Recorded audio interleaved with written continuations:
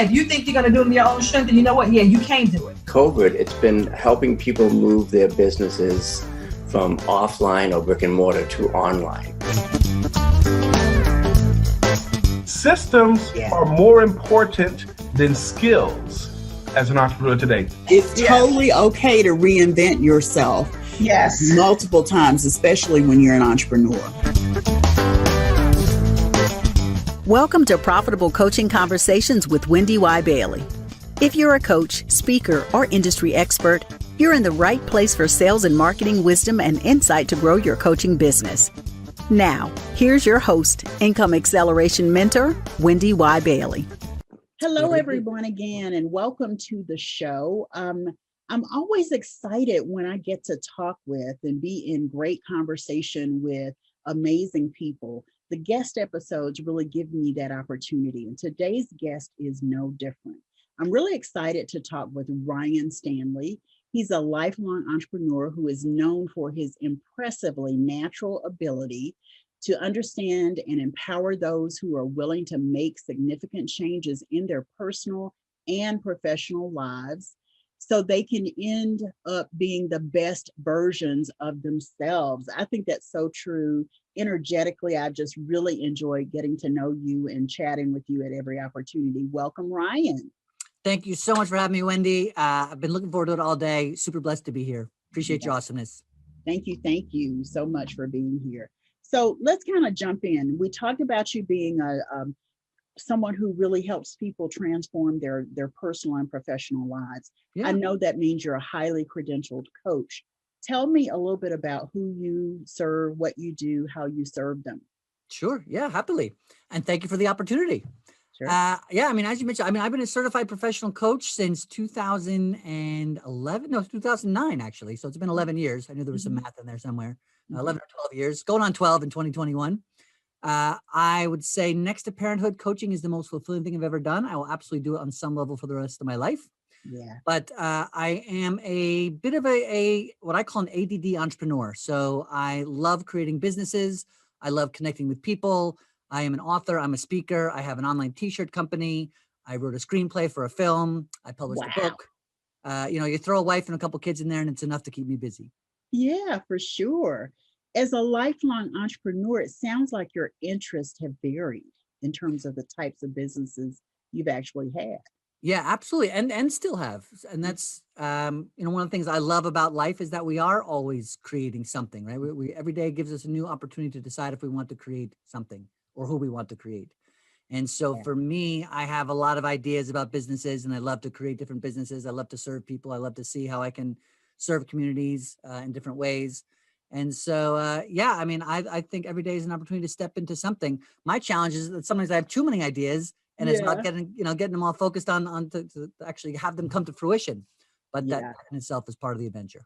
I don't know about the ADD part, but I have ideas too. And someone asked me what was my greatest challenge in my business right now. I was like, too many ideas, too little time, So I get it. I totally get it. Yeah. What are some of the other businesses you've had? I owned a daycare center for a long time with my father.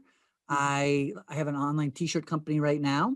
I have it's called Teach Me to Sell, and it's a sales training organization, but we're actually shifting more into working specifically with coaches, not necessarily on sales, but more just on business building. Mm-hmm. So we have a course on that as well. And like I said, but my coaching business, my t-shirt company, I don't know, it's enough to keep me busy, I suppose. Yeah, for sure. For sure. I think it's amazing. And I know that your philosophy when it comes to supporting your clients is really helping them to recognize that they are servants and what they do is being of service to others. And I think it just sort of stems from who you are and your own personal philosophy. But it makes me ask the question, if you're helping them and teaching them and coaching them on being better servants, what does it say about how they show up? What does it say about what they do every day? And how do you actually support them in their perspective and grow their perspective, expanding it in some way? Totally. I think, in the grand scheme of things, we're all one, right? And we're all connected. and we're all here. The more we recognize that we are one, and we stop separating each other, separating ourselves from others, it's only about service, right? In the grand scheme of things, when you show up on purpose to be the best version of yourself, it's not so that you can be the best person in the world. It's so that you have the ability to empower and inspire others to do the same. And when we start going from competition to instead cooperation, right? That's really what I love by my own example and by my own living and working with my coaches. My clients. The service is serving others so they can be awesome and enjoy life and create and then serve others, right? Yeah. So I want to serve others so they want to serve others. This concept of recognizing that once we, the whole concept of, I think the survival of the fittest was kind of created by Darwin and that type of a thing. And I think it's outdated. I think that it's hundreds of years old. For sure. Right. And it's really not even true, right? It makes sense out in nature with animals who don't have the same level of consciousness that we do and communicate the same way that we do. But we're humans and we have the ability to not compete, but to create. And even if you want to be, even in a sports situation, by being the best athlete possible for yourself, not to be better than someone else, but to set an example and to show how others can learn from you and to be, in awe of your skill and talent and want to do the same, learn from different things. Like it's all about serving others. And if we come from that place in any given moment with everything we do, imagine how the whole world would be. I also think that there's this distinction that you make. We were in an earlier conversation between judgment and curiosity. Yeah. I know what both of those are, but the best example I have is my son is 30 years old. And I want to say last year we used to kind of butt heads because he would say, "Mom, you don't get to judge me. I can judge you just as much as you judge me." Right. And I was kind of like, "Well, no, I'm mom. Right. I'm like, the mom. You don't get to judge me. You don't get to scrutinize. You don't have the authority to tell me something about myself and to hold me accountable to certain things." And I know what you're going to say, so I will leave it there for you to tell me your thoughts about that, Ryan. Yeah. And so, that makes sense. Funny, interestingly enough, you are judging him by telling him he can't judge you, right? You're judging his behavior as somebody who is treating their mother in a way that they shouldn't or whatever it is. And so, should. What's that? It's a should. Yeah, absolutely. A should in there. Right. Should versus could. So I think it sounds like you said it up to about a year ago. So maybe you've had your own shift to where you're doing a little bit less of that. For sure. Yeah, because what I realized, I'm sorry, just real quick, what I realized is that everything that I think I want to say about what should happen for him doesn't mean it needs to come out. Like I don't need to express it. I don't need to say everything. Over the years, we really worked on our relationship. When he got to be about 18, I started to surrender and, pull back and let go, because I knew he needed to go through his own experiences. Of course. And what I learned is that it's sort of like the chicken that's trying to hatch. Yeah. You can't help them remove the shells because that's part of the process. And if they don't have those times for themselves, they miss out on the lessons that they learn from that. They miss out on the development that teaches them by going through their own stuff, whatever it is. So I've over the years gradually surrendered. And what I discovered is, like I say, even though it doesn't come out of my mouth, if I think it doesn't need to be something I say. Yeah. And it's brought us that much closer. And he will come to me and say, "This happened. What do you think about that?" Right. And then I can share my opinion. Well, and the other piece is, it's not that you listen. You're a mom. You love this person probably more than any other person on the planet, right? I do. And so, in fact, I can say that I never truly understood unconditional love until I became a parent. So there is a piece that, and you don't, right? You don't. We want to go in and we want to protect and we want to make sure that they're doing all the things that they should be doing.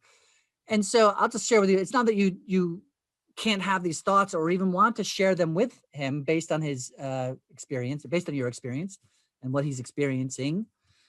It's about the presentation of the thought, though. I think that makes the difference. Right. So if you have those thoughts, there's a reason for it.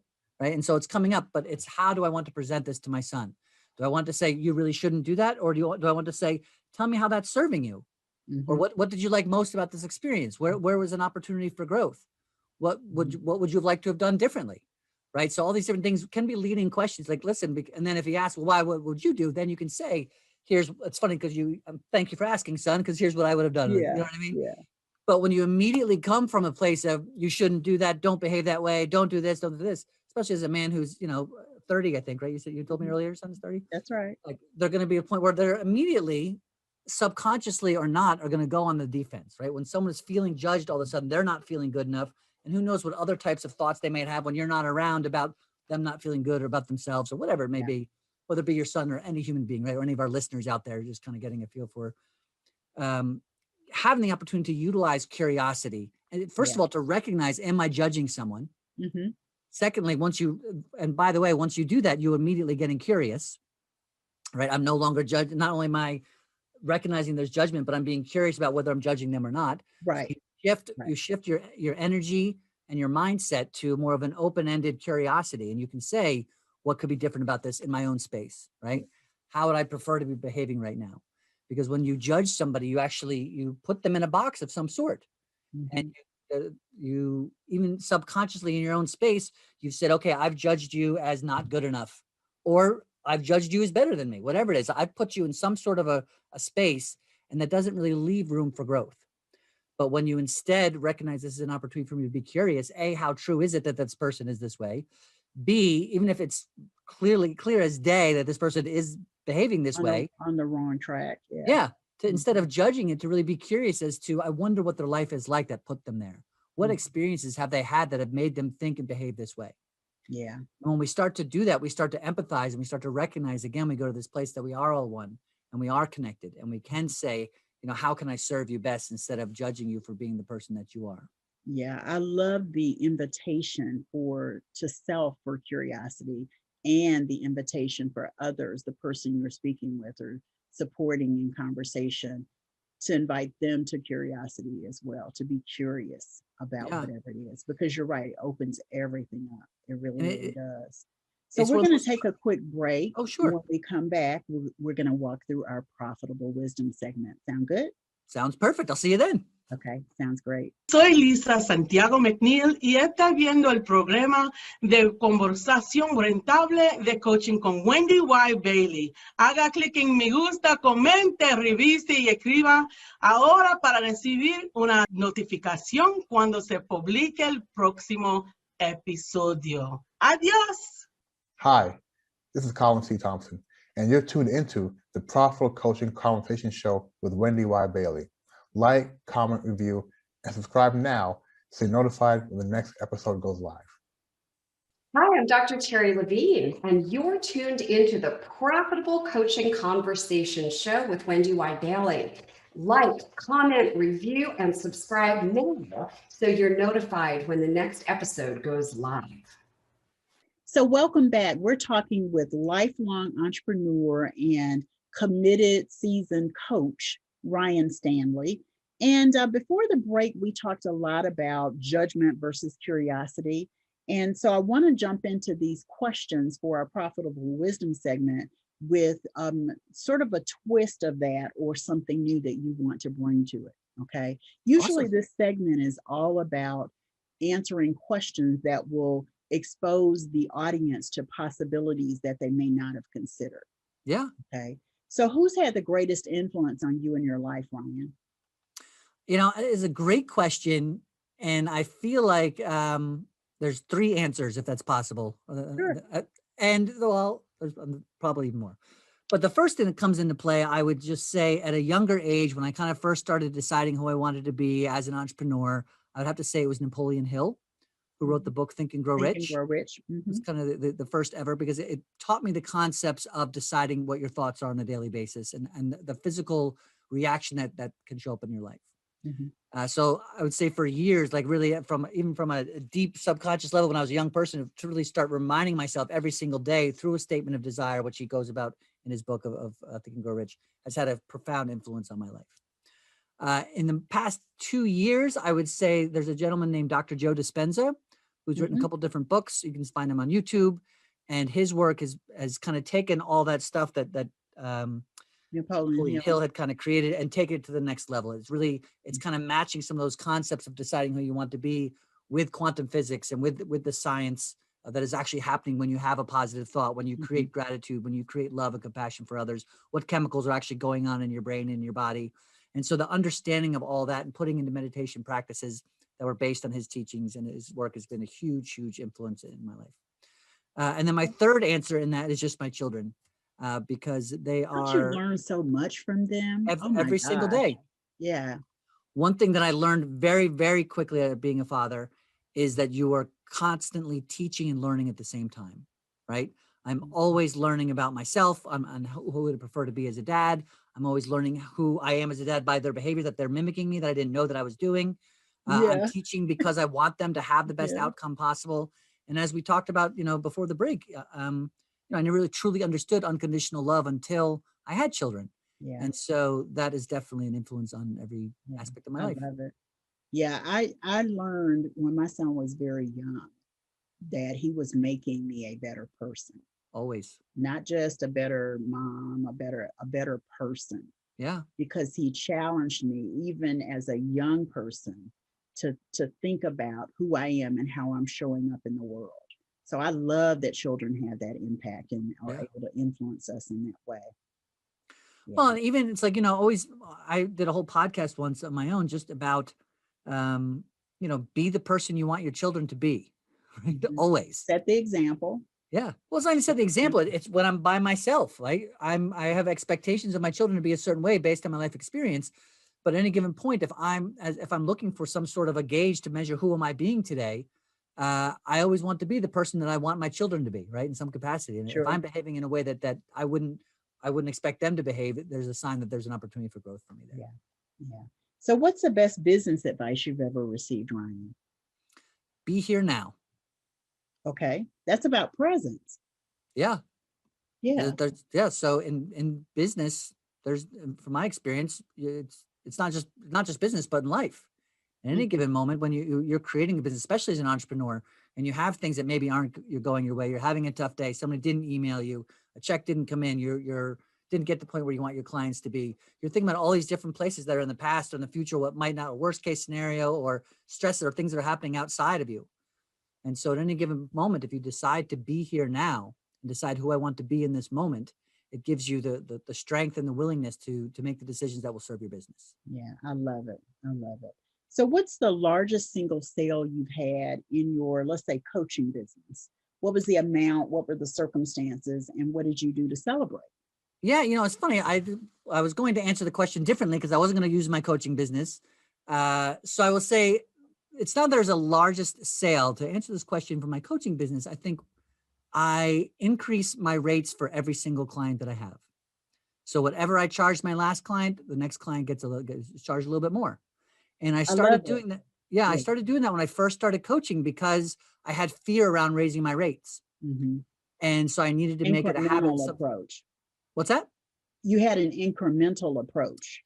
But grew in your mindset and confidence. And absolutely, very intentional, very purposeful. So whatever my next client is, that's my biggest sale.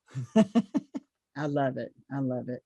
We all have times when we thought of giving up in our business. What has helped you when those times rose for you to stay the course in your business? I love asking this question of you because you are such a lifelong entrepreneur. Yeah. With so many ideas and so many businesses. Yeah. Totally. And it's really in my older years, I think the answer is gratitude. Yeah. Right? At any given moment, if you feel like giving up, you're probably coming from a place of lack. Like there's an energy or a feeling of lack that there's not enough and there's not going to be enough and it's not working. And it's just an overall feeling of lack. And when you shift that to a feeling of gratitude and abundance, you physically, again, will change aspects of your body that will allow you to bring more sincerity, more clarity, more presence into who you want to be. Yeah. Yeah. And what's your greatest personal accomplishment outside of your business? I have to say, obviously being a dad, I think is really just is the answer. I thought that's what you would say. Quick and easy. I will say though, on a professional level, I think it is my book. I think my book, I wrote it with very intentional purpose to serve the world. I wrote it for myself just as much as I did for everybody else. And so, I mean, I literally have had people who, I know the woman was recently on her deathbed. They found her book, my book, next to her, right? You know what I mean? With marks in it. Wow. Yeah, I get chills just saying that. And so, I mean, other circumstances where I've had people who I didn't know reach out to me and just let me know that they use it on a daily basis, because that's how it was kind of created. I ran into a woman who I hadn't seen in like 15 years, and she was friends with my sister. And I just ran into her on the street. She goes, "Oh, Ryan, it's so nice to see you." She goes, "You know what? I have your book, you know, and I carry it with me." And she took it out of her backpack. Yeah. And I was like, "Oh my God." So I feel like that is an accomplishment that I'm proud of, and I'm excited to watch continue to unfold. The book, and I have it here, and I was telling you that I was reading it. Let's see if I can get it in the right light. There it is. Be patient, be present, be joyful. You're actually going to give everyone a digital download of this. Absolutely. Yep. The thing that I love about your book is it is bite-sized, inspirational, empowerment driven stories, anecdotes, quotes that you can glean so much from. And I love the metaphor of it being the first aid kit for the emotional bumps, scrapes, and bruises of life. Yeah. Yeah, that's a big one. That's a big one. Yeah, thank you so much. I mean, that was really the intention. I wrote it with two, the book itself has two purposes. One, obviously you can read straight through it. And to your point, you can glean information from it. It's not a long book. You could probably read it in about 35, 40 minutes if you want to. It's nothing that's going to take you years to read. I'm not much of a reader, so I wanted to write something for people like me. So you can Just read straight. ADD, right? Yeah, exactly. Yeah. It's got to be quick. You got to be able to consume it in small enough chunks. Yeah. So you can read straight through it and get stuff that you can literally the next day. It's written in a specific order. The stuff you can take away with you and you can utilize in any given day. But it's also, from the first aid standpoint, it's also literally created to where there's something on every single page that is highlighted, to where if you are having a tough moment, you are having a tough day, whatever, you could just open up and pick any page and find something on it that will serve you. Awesome. So we're going to take a quick break. And when we come back, I'd love to hear your parting thought. And you've described the book. So this is just a tease. You're going to get to download the ebook.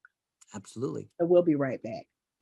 Hi, my name is Ann Betts, and you're tuned into the Profitable Coaching Conversation Show with Wendy Y. Bailey. Please comment, like, review, and subscribe now so you know when the next episode is live. Hey there, I'm Ty Goodwin, and you're tuned in to the Profitable Coaching Conversation Show with Wendy Y. Bailey. Like, comment, review, and subscribe now so you're notified when the next episode goes live. Hey everybody, this is Steve Fredland, and you are tuned in to the Profitable Coaching Conversation Show with the great Wendy Y. Bailey. Like, comment, review, and subscribe now so that you are notified when the next episode goes live. So awesome. We've been talking with Ryan Stanley, a delightful conversation all around like self-development, personal development, judgment versus curiosity, and how you can begin to incorporate that. Ryan, you've even shared how powerful your book is. I have it, and we're going to share in the link in the show notes, we're going to share that they can get this download for free. So all the things we've talked about, what is that nugget for you that you want our audience to walk away from our conversation with? Totally. And thank you, by the way, for the opportunity to share. The nugget to walk away with is that not only every single day, but every single moment is an opportunity for you to decide who you want to be. And that life is actually happening for you always. And if you decide that, and at any given moment, no matter how stressed you are, you ask yourself, again, get curious, how is this happening for me? And you start asking that question on a daily basis. And if it is happening for you, you know, what you can do about it. Who do I want to be? Any stresses that you give yourself, utilize curiosity to be the best version of yourself as often as possible. I'll try to make this quick, but take some time. Literally, if you're watching this, take some time right after you get done with this. Write down exactly what you want your life to look like. Write down every aspect of it, physically, mentally, spiritually, emotionally. Who do you want to be? Because without any type of a roadmap, with any type of a blueprint, you're probably not going to get there as soon as you'd like to. Yeah. Write it down physically, because now you've taken it out of the brain from curiosity and you've actually created it physically and put it on paper. And then read it aloud every single day. Wake up in the morning, read it. Remind yourself of who you deserve to be. Before you go to bed, remind your subconscious of what you want to dream about. Who do you deserve to be? Be the best version of yourself every single day so that you can empower others to do the same. Yeah, awesome. Thank you so much, Ryan, for being here. Yeah, truly my honor. Appreciate the conversation. Really grateful. Really grateful. So stay tuned for another episode of the Profitable Coaching Conversation Show with Wendy Y. Bailey. Be sure to join us for the after party at profitablecoachingsociety.com, and we will see you there. Take care, everyone. Bye-bye. Bye.